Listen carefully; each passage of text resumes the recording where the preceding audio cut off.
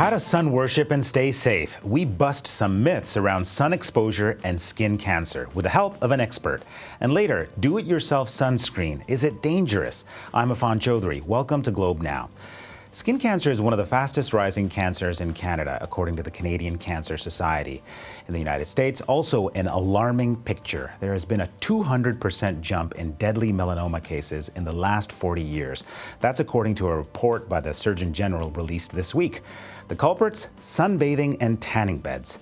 Well, there are a lot of myths when it comes to tanning, sunburns, and skin cancer. Let's tackle some of the big ones. We're joined by Dr. Prithwist Day. He's an epidemiologist with the Canadian Cancer Society. Welcome, Dr. Day. Thank you. Let's do an exercise here of going through some overheard statements online that we've seen and see if they're true or false. Let's start with this one. A tanning bed is safer than direct sunlight. Actually, that's not true because there is no safe way to get a tan. A tan is a sign of damaged skin, whether you get it from overexposure to the sun or from a tanning bed.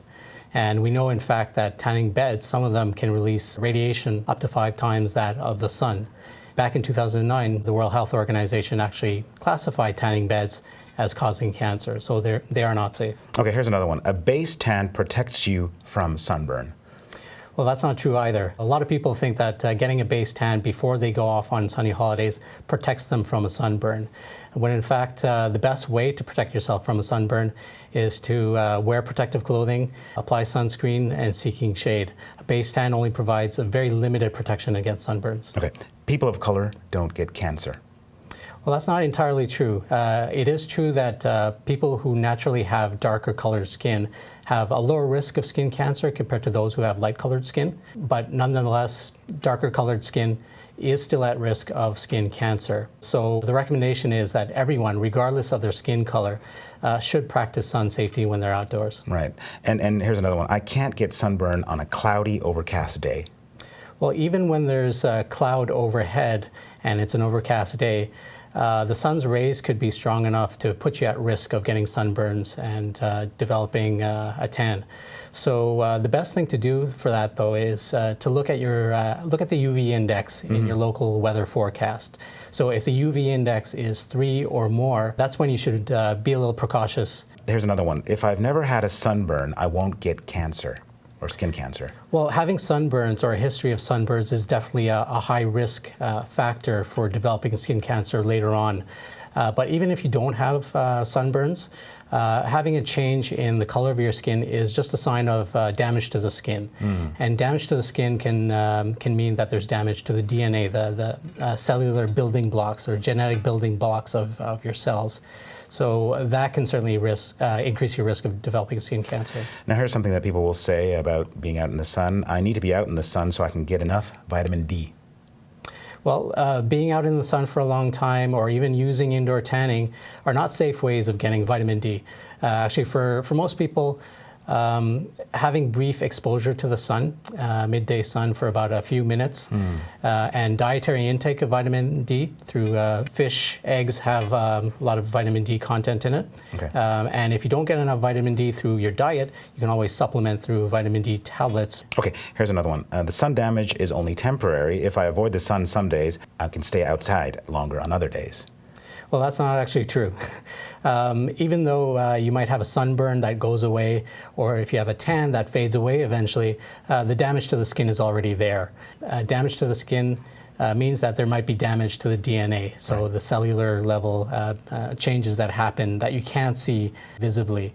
And having damage to the DNA sometimes doesn't get repaired properly by your body, and that eventually can lead to skin cancer. Okay, one last one. As long as I apply sunscreen correctly, I won't get skin cancer. Well, we have to remember that sunscreen is just one line of defense against skin cancer. There's a lot of other things that you can do to protect yourself from UV rays, either from the sun or from indoor tanning beds. So if you're out in the sun, make sure that you wear protective clothing.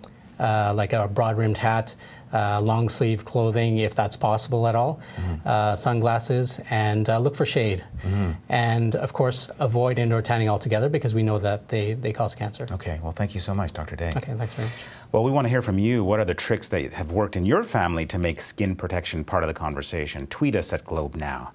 So we know that sunscreen is key in preventing skin cancer, but there is a growing trend of people who are concerned about the chemicals, and they're opting to make their own quote-unquote natural sunscreens. But are these DIY sun lotions safe and effective? Well, the Globe and Mail's Lee Marshall investigates.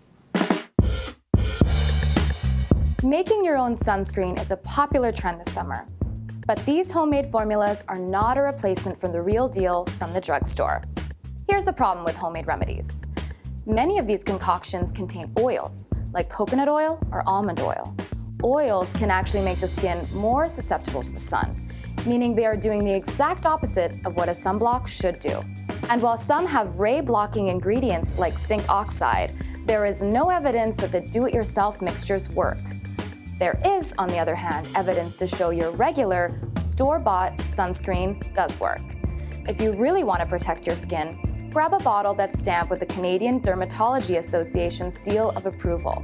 Dermatologists recommend sunscreen with broad-spectrum UVA and UVB protection. Ultraviolet B rays burn the skin, while ultraviolet A rays cause premature aging, and both can contribute to skin cancer. So, how much SPF do you really need? You should pick a sunscreen with at least SPF 30. It will block 1/30 of the UVB rays that reach your skin. To be effective, you need to apply around a shot glass of sunscreen to the body and a teaspoon to the face, at least 20 minutes before you head outside.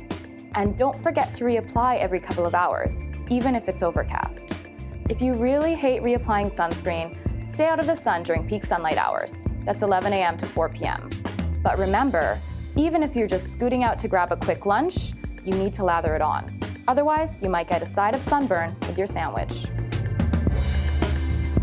Well, that's all for today's show. If you've got a moment, hop onto Twitter. Do the chemical ingredients in sunscreen bother you? Do you have homemade remedies for protecting your skin? Tweet us at Globe Now. I'm Affan Chowdhry. Thanks for watching.